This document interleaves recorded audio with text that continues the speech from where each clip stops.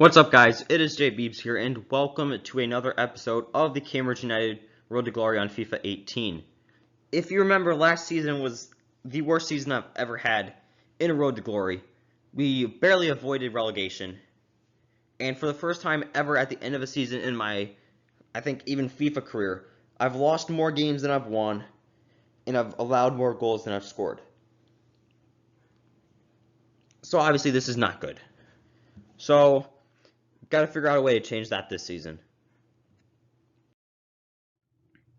And we're going to start off, we're going heavy on the youth academy. We're going to good countries. We're not just trying to get any players. We need star players. We're going to Belgium, 6 months. We just need some players. We're going to the Netherlands for 6 months to get some defensively minded players, because we need to shore up that back line. And we have a scout going to Germany for 6 months, get some attackers. We just need a good balance of the team. Someone that's going to help that is apparently this Asian, Jong-Soo Chang, 63 overall with 72 to 94 potential. Yeah, he's definitely from South Korea. Lino Prado will also be joining the first team at 6'5" Paraguayan defensive mid, 57 overall, 81 to 87 potential.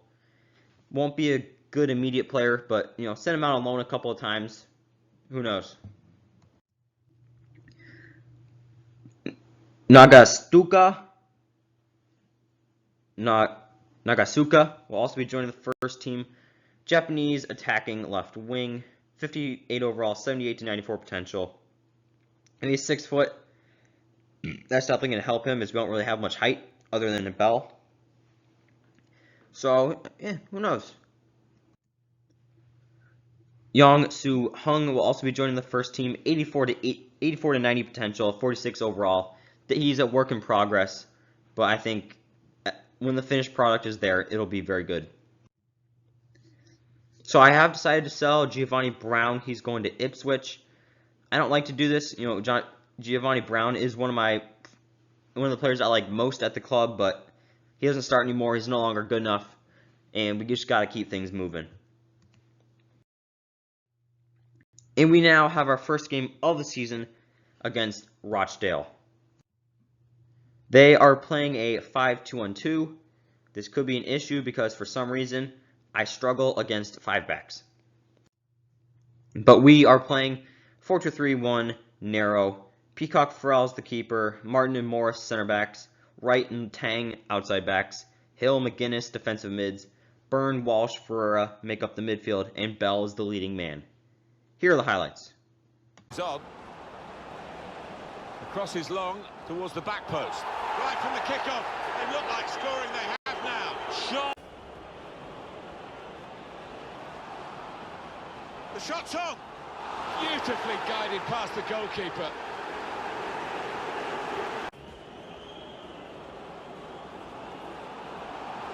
Now the shot. Well, that's the sign of a top-class player to score like that. Oh, chance. Well, they'll get some pride from this. They have scored here. I would consider this a very good way to start the season. 3-1 victory. Their only shot on target ended up being their goal. So defense played well. Offense obviously played well as well. And we are really just living life. And I've brought in a player. Joining the club from Paris FC is Axel Bomba, 64 overall center back. Can also play defensive mid. Got very good potential. Really like this guy. I've used him on FIFA before.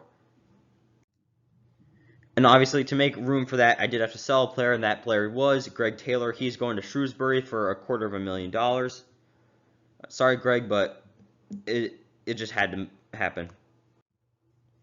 So I won Manager of the Month for the month of September, which obviously gives you guys a little bit of an insight that we are doing well.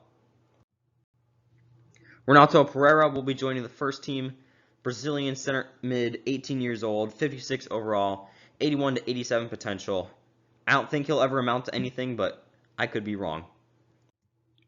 Seo Jung Bang will also be joining the first team, technically gifted, left mid from South Korea, 57 overall, 80 to 90 potential. we'll just have to wait and see what happens with him. So I decided to loan out Tang for the rest of the season once it becomes time to Reading.